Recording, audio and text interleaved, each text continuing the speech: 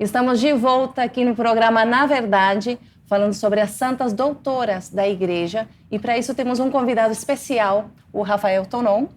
E a gente já estava falando de Santa Teresa d'Ávila. Vamos conhecer agora um pouquinho mais sobre outra santa doutora, Santa Catarina de Sena. Catarina de Sena nasceu em 1347 e morreu aos 33 anos no dia 29 de abril de 1380. Considerada doutora da Igreja, ela foi responsável pela volta do Santo Padre para Roma e sempre teve um grande amor pelos sacerdotes. Catarina trabalhava com o pensamento e o coração unidos intimamente a Deus, rezava longamente, comia muito pouco e dormia quase nada. Dotada de dons carismáticos, ao receber as pessoas, ela logo captava, por intuição, o segredo do coração delas. Abraçava as pessoas com afeto, ria com elas e com elas também chorava. Ao tratar de assuntos referentes a Deus, não se preocupava em agradar ou desagradar as pessoas, fosse quem fosse. Santa Catarina de Sena, rogai por nós.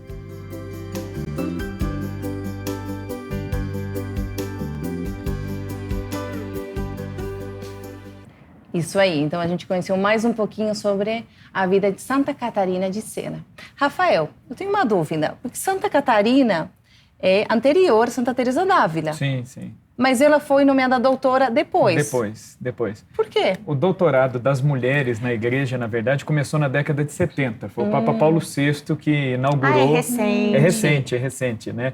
Então, as primeiras santas doutoras, né, foi uma depois da outra. Santa Teresa foi proclamada primeiro, é doutora da Igreja, dada, inclusive, o conhecimento, a divulgação que se teve da obra de Santa Teresa, que é mais conhecida, mais amplamente conhecida na Igreja do que a obra de Santa Catarina de Sena. Então, acabou se popularizando mais, então ela recebeu o doutorado antes. Na verdade, o doutorado que o Papa Paulo VI deu a Santa Teresa foi o doutorado da Igreja, porque ela já tinha o título de doutora. Santa Teresa, ela recebeu o reconhecimento de doutora de várias universidades espanholas. Inclusive, o chapéu de doutora, né, que é muito comum nas universidades, foi dado a Santa Teresa pelas autoridades universitárias da Espanha. Ela é reconhecida não só como uma grande santa, mas ela é também reconhecida pela sua literatura. São João da Cruz, por exemplo, que é o companheiro dela, é o patrono dos poetas espanhóis. E ela é uma das padroeiras dos literatos espanhóis. Renascentistas, né? Sim, da Espanha. Todos renascentistas. Tal. Então, esse título do doutorado dela, em relação ao reconhecimento intelectual, em termos de conhecimento, de produção literária, já tinha chegado antes, vamos dizer assim, foi um doutorado civil que Santa Teresa recebeu. Por isso que em algumas imagens de Santa Teresa ela aparece com um barrete na cabeça, né, que é o barrete de doutora. Então, é por conta disso. Agora, Santa Catarina de Sena, ela também teve um papel importantíssimo, como a gente acabou de ver, na história da Igreja, porque foi ela quem pôs fim ao cativeiro de Avignon. Os papas ficaram na cidade de Avignon, graças a um conflito, né, ocorrido na Idade Média. O rei da França, Filipe IV, né, chamado de Filipe o Belo, ele forçou a ida do Papa, né, para Avignon, para que ele, enquanto rei da França, pudesse ingerir sobre os assuntos da Igreja, para que a Igreja atendesse aos interesses dele, enquanto rei da França, né? Então, foi um cativeiro mesmo. Os papas ficaram prisioneiros e se acomodaram, né? O papado acabou se acomodando, os papas foram morrendo, sendo eleitos e permaneceram na cidade de Avignon, que existe lá o Palácio dos Papas até hoje, né? Inclusive a missão da comunidade Pantocrátor na França é na cidade de Avignon. Olha. Né? Então, foi um episódio terrível na história da Igreja. E Santa Catarina de Sena é quem conseguiu reconduzir o Papa a Roma. Ou seja, ela foi super corajosa, né, para questionar o Papa. E teve uma frase muito forte, né, que ela falou. Sim, ela acaba sendo até um pouco cômico, né, porque ela é muito respeitosa com o Papa, né? Santa Catarina de Sena, ela enviou várias cartas ao Papa. Então, mas ela era analfabeta, não era, Era analfabeta, professor? ela ditava as cartas, né? Isso Olha. é interessante. Ela tinha dons místicos extraordinários, mas não sabia ler e escrever. Só para resgatar, então. não? Teresa d'Ávila era doutora mesmo, reconhecida por universidades, e essa outra santa aqui, Santa Catarina, era analfabeta. É uma mesmo assim, doutora as duas são analfabeta. doutoras da Igreja. Doutoras da Igreja, né? Mas ela tinha uma influência muito grande sobre o Papa, então. Tinha. Né? Santa Catarina de Sena, ela era de uma família de 25 irmãos, para vocês terem uma ideia. Né? Os pais tiveram 25 filhos, ela é uma dos 25, é de uma família numerosíssima. E ela se tornou leiga dominicana, por quê? Porque como ela não era alfabetizada, era de uma origem muito simples, ela nem poderia ser recebida no mosteiro, né, dominicano. Então ela se tornou leiga terciária, ela vivia numa edícula no fundo da casa dos pais, era uma leiga consagrada já na Idade Média, né? Então isso não é uma coisa nova na igreja, né? Embora a gente veja muito hoje, é uma coisa já antiga na igreja. E ela, graças aos dons sobrenaturais que ela recebeu desde os 7 anos de idade, né? Santa Catarina de Sena, ela estava levando comida, né, para os irmãos que estavam trabalhando no campo aos 7 anos de idade, quando ela se encontra com Jesus no caminho pela primeira vez, né, que fala a ela. E dali em diante, as conversas com Cristo, elas serão uma constante na vida dela. E acaba sendo cômico, né, o que você lembrava, Mercedes, né, de uma frase fortíssima dela. Desculpa, eu queria ler a frase, as palavras dela que Sim. foi. Ela encarou o Papa e falou, apesar do respeito, mas ela foi muito honesta e falou, santidade, volte para Roma. Estou sentindo em sua corte o cheiro fétido do inferno. Isso. E depois ela ainda foi mais corajosa ainda, que o Papa não voltou. Quando ela diz isso ao Papa, o Papa ainda insistiu em permanecer um tempo mais em Avignon. E aí, ela viajou várias vezes até o Papa, inclusive para falar pessoalmente ao Papa. E numa dessas viagens, ela viu que não ia ter resposta. Quando ela retorna a Siena, que era a cidade dela, ela manda uma carta, né? Ela dita uma carta, que foi um frade dominicano que escreveu para ela. E nessa carta, apesar de todo o respeito, ela chamava o Papa de o doce Cristo na Terra. Na mesma carta em que ela chama o Papa de o doce Cristo na Terra, ela finaliza a carta dizendo que o Senhor seja homem. Nossa. E assuma o seu dever enquanto pastor supremo da igreja. Né? Então ela chamou para a virilidade ali, né? Mexeu com os brilhos do Papa e o Papa retorna, né? Ele vai voltar. Funcionou. Ele retorna com ela em vida ainda? Ele retorna, sim, ele retorna. E aí é interessante que a Catarina de Sena, né, ela tinha uma influência tão grande, não só sobre o Papa, mas sobre os cardeais, sobre abades, autoridades da igreja, reis, príncipes. Esse pessoal vinha se aconselhar com ela. Tinha reis que não sabiam qual decisão tomar no seu reino, eles mandavam um emissário até a Catarina de Sena, e graças aos dons sobrenaturais dela, quando o emissário chegava, ela já dizia, você veio para tratar disso, aquilo. Ela já sabia, né, do que o indivíduo vinha tratar.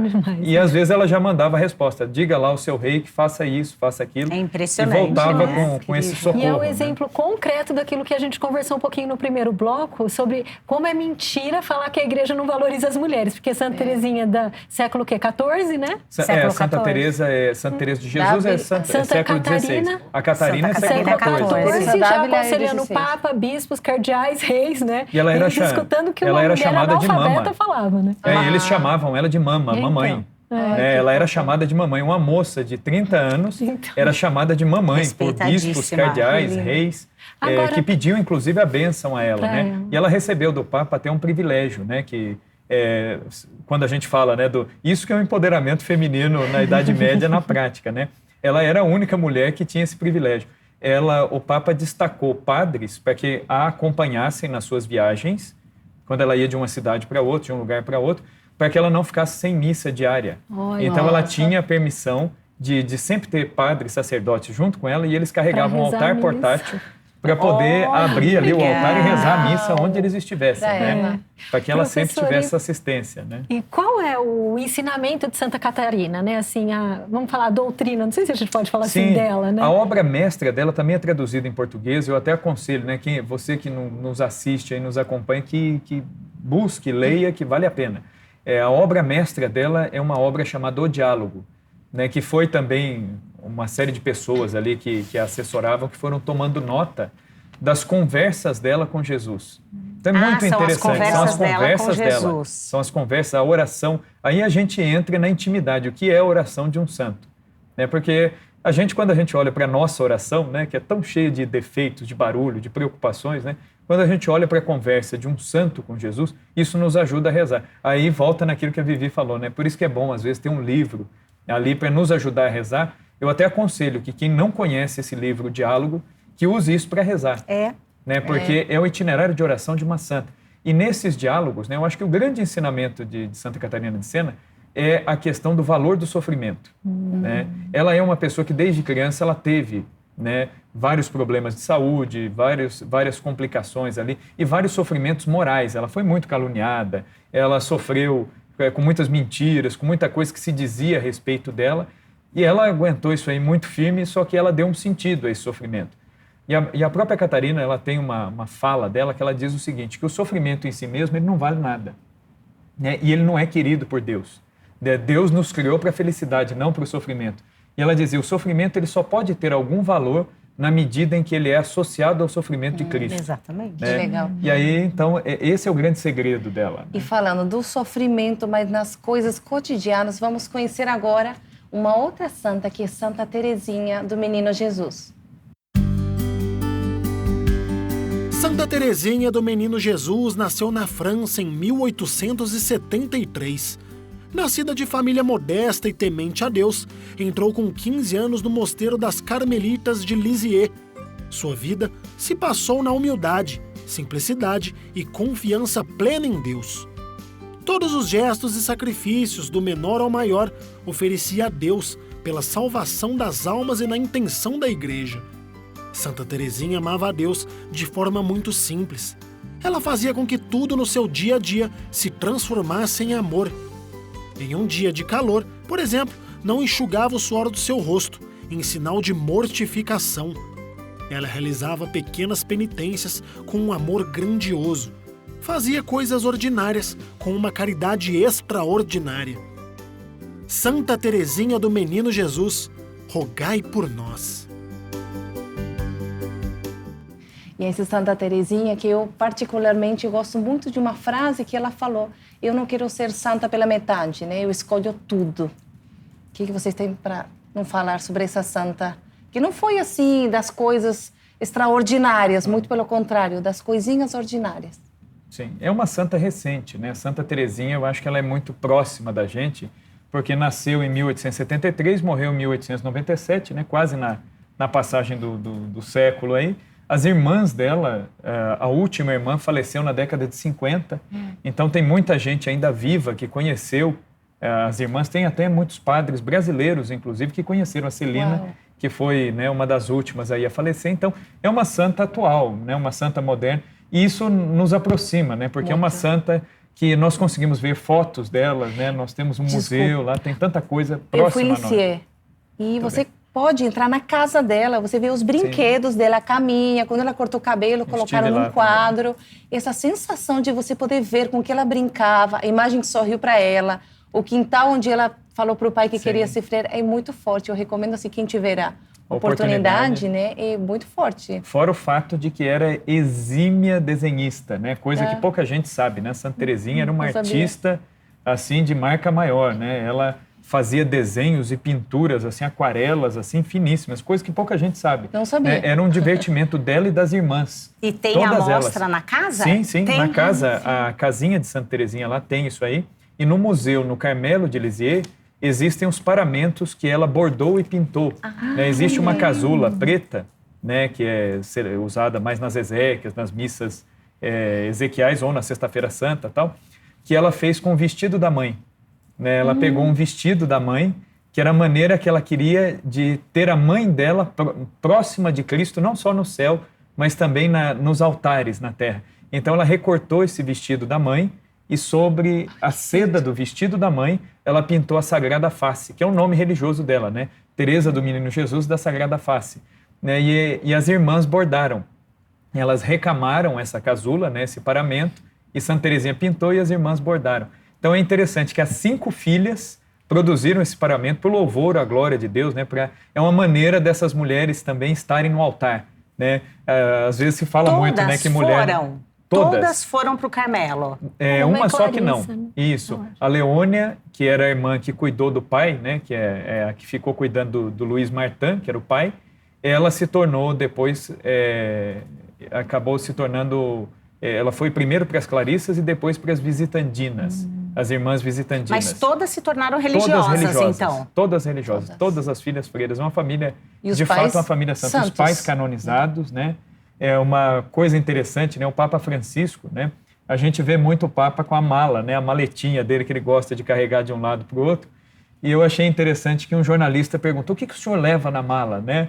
Curiosidade de e o Papa ele falou, entre os documentos, os papéis, as minhas coisas, eu carrego uma imagenzinha de Santa Teresinha, né? Olha que lindo. Então ele traz com ele uma imagem de Santa Teresinha e na mesa de trabalho dele, a única relíquia que ele tem sobre a mesa de trabalho é a relíquia dos pais de Santa Teresinha, né? Então o próprio Papa alimenta uma devoção grande por ela. Eu resgato de Santa Teresinha que de repente ela não tinha grandes sofrimentos assim Sim. de perseguição. Bom, teve uma freira que perseguiu ela bastante, né? Mas assim, ela dedicava as pequenas coisas, tipo, ela tinha medo de uma aranha, mas ela tinha que limpar aí.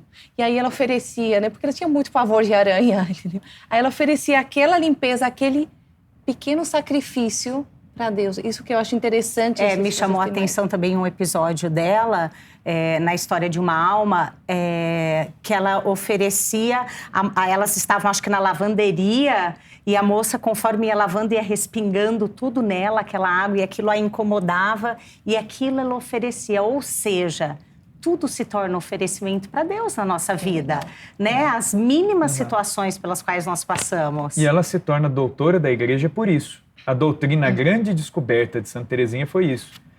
Olhando para a incapacidade dela, né? Ela acaba convivendo com outras irmãs.